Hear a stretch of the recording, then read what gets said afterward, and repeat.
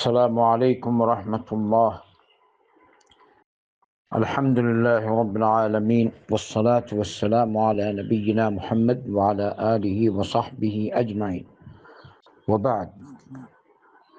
فعن عبد الله بن عباس رضي الله عنهما عن النبي صلى الله عليه وسلم قال: نعمتان مغبون فيهما كثير من الناس الصحة والفراغ। সহিহ বুখারীর রিওয়ায়াত। এটা প্রসিদ্ধ রিওয়ায়াত, কিন্তু আমাদেরকে একটু অনুধাবন করতে হবে। একটু শুনেন হালকা। আমরা তো সময়ের অপচয় করে শুনছি। স্বাস্থ্যের কদর নাই। আল্লাহ যদি কিছু দেয় তারও মূল্য নাই। মুহাম্মদ রাসূলুল্লাহ সাল্লাল্লাহু আলাইহি ওয়াসাল্লাম বলেছেন, দুটি নিয়ামতের ক্ষেত্রে অনেক মানুষ ক্ষতিগ্রস্ত। কাথির বলেছেন, কাথির অনেক। একটা হলো স্বাস্থ্য, আর একটা হলো অবসর সময়। মানুষ যদি সুস্থ থাকে তো সে সময় এই স্বাস্থ্যের নিয়ামতের সে কদর করে না।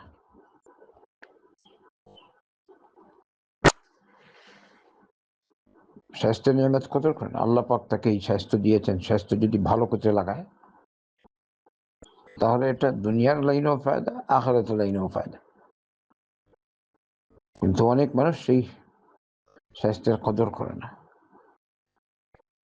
আল্লাহ নাফরমানিতে ব্যয় করে, আল্লাহর হুকুমের ক্ষেত্রে এরা হুকুম পালনের জন্য ব্যয় নেই। এরা হলো ক্ষতিগ্রস্ত। দুনিয়াতেও ক্ষতি, আখিরাতেও ক্ষতি, কিন্তু আসল ক্ষতি তো আখিরাতে। ওই দিন বুঝবে কি ক্ষতি হয়েছে এই নিয়ামতের কদর না করার কারণে। আরেকটা হলো অবসর সময়। বাংলাদেশের মানুষ বা আমাদের এই মনে হয় মহাদেশ সের মানুষ বা বিভিন্ন জায়গায় আছে, অবসর সময় বেশি, কাজকর্ম নাই তো কি করবে। তো দেখবেন খেল তামাশার সময় লা হাওলা ওয়ালা কুওয়াতা, সময় নষ্ট করে, আলতু ফালতু সময় নষ্ট করে। আর আসলে প্রকৃত মুমিন যারা, তাদের কোনো সময়ই অবসর হয় না। যারা প্রকৃত মুমিন তাদের টাইম নেই। যদি দুনিয়ার লাইনের কাজ থাকে কাজ করলো, আর নাইলে সবসময় আল্লাহর দিকে সে মশগুল থাকে, ইবাদতের লাইনে মশগুল থাকে, ইলম অর্জনের লাইনে মশগুল থাকে, ইলম শিখানোর লাইনে মশগুল থাকে। অবসর সময় হবে কিরকম? অসুস্থ তবুও আলহামদুলিল্লাহ। অসুস্থ মানুষ কিছু করতে পারে না, কালামুল্লাহ আছে, কালামুল্লাহ পড়ছে। আমি একজন লোককে সৌদিতে দেখেছিলাম, ওই জুম্মার দিন, জুম্মার মসজিদ উনি চলে আসেন আগে ভাগে, এসে ইমামের পিছনে ওনার সন্তানরা বা যারা আছে ওরা নিয়ে ওনাকে এনে ওখানে রেখে যায়। সালাত শেষ, তারপর ওরা আবার তাকে এখান থেকে নিয়ে যায়। মানে নিজে চলতে ফিরতে পারেন না, পঙ্গু আর কি। আমি ওনার কাছে বসতাম, তো উনি আমাকে চিনতেন ওই হিসাবে মসজিদের সাথী। আলহামদুলিল্লাহ, জুম্মার দিন গেলে উনি থাকতেন। আমি প্রায় হয়তো একজন দুইজন পর মানে ওর কাছেই থাকতাম। উনি দেখতাম তার সুন্দর সালাত পড়ে, কোরআন নিয়ে শুধু কোরআন পড়তেন।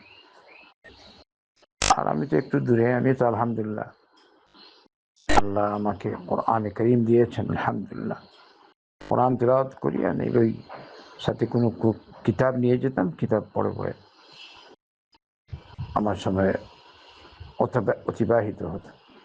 ওনাকে জিজ্ঞেস করলাম যে আপনি কোরআন কয়দিনে খতম করেন? উনি বলেন সবসময় তো সমান হয় না, কখনো 4 দিন 5 দিন এরকম বললেন ওনার আরবি ভাষায়। কোনোদিন 4 দিন, কোনোদিন 5 দিন, হয়তো কোনোদিন 3 দিন, এরকম করে আমার সময় কাটে। সবসময় পারি না। উনি উনার হিসাবে অসুস্থ মানুষ, দেখেন ওনার সময়টা কাজে লাগছে কিভাবে। আর আমাদের সময় লা ইলাহা ওই খেলনা ভাষায়, ওই কি একটা আর কি একটা।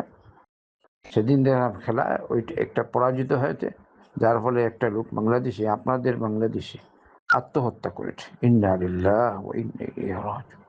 কোন হায় হায় রে, কোন দিকে আমরা যাচ্ছি? ইহুদি নাসারা খ্রিস্টানদের মহব্বত।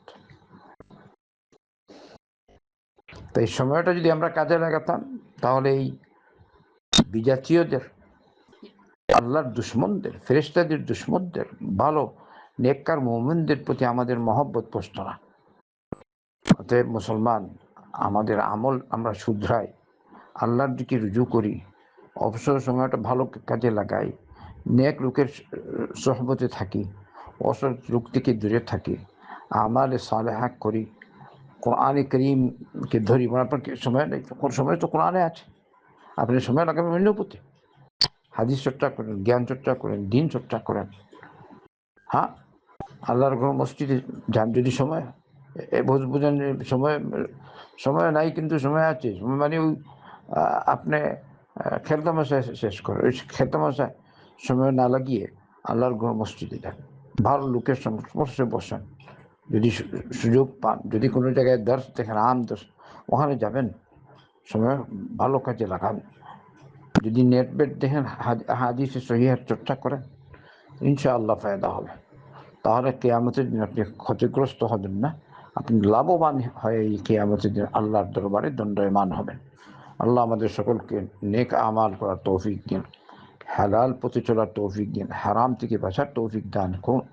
আল্লাহুম্মা সাল্লি ওয়া সাল্লিম ওয়া বারিক আলা নবিয়িনা মুহাম্মদ ওয়া আলা আলিহি ওয়া সাহবিহি আজমাইন।